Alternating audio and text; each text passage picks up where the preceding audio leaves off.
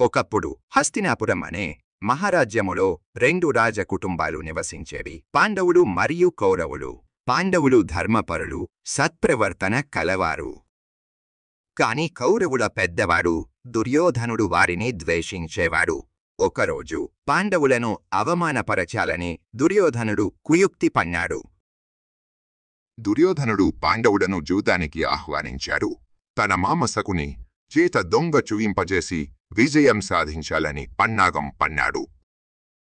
ధర్మానికి కట్టుబడిన యుధిష్ఠిరుడు ఆహ్వానాన్ని తిరస్కరించలేకపోయాడు. జూదం ప్రారంభమైంది. యుధిష్ఠిరుడు న్యాయంగా ఆడుతుండగా శకుని దొంగ చీపురాళ్లను ఉపయోగించి దుర్యోధనుడి గెలుపు ఖాయం చేశాడు. ఒక్కో రౌండ్ గడిచే కొద్దీ యుధిష్ఠిరుడు అన్ని కోల్పోతున్నాడు. యుధిష్ఠిరుడు తన రాజ్యం, ధనం, సోదరులను కోల్పోయాడు. చివరికి భార్య ద్రౌపదిని కూడా పందెంలో పెట్టి ఓడిపోయాడు. పాండవులది పరాజయం. ద్రౌపదిని దుశ్శాసనుడు జలధరించి సభలోకి తీసుకువచ్చాడు. ఆమె న్యాయం కోసం పిలిచినా ఎవరూ స్పందించలేదు. ద్రౌపది శ్రీకృష్ణుడిని ప్రార్థించింది.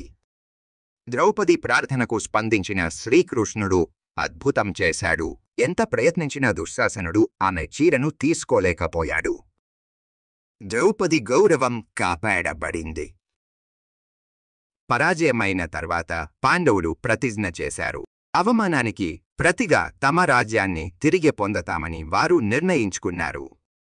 ఇలా మొదలైంది ప్రతీకారం, ధైర్యం మరియు దేవుడు చేసిన చమత్కారాల మహాగాథం. మహాభారతం కేవలం యుద్ధ కథ మాత్రమే కాదు, ధర్మం, జీవితం గురించి అనేక పాఠాలు చెప్పే గొప్ప ఇతిహాసం.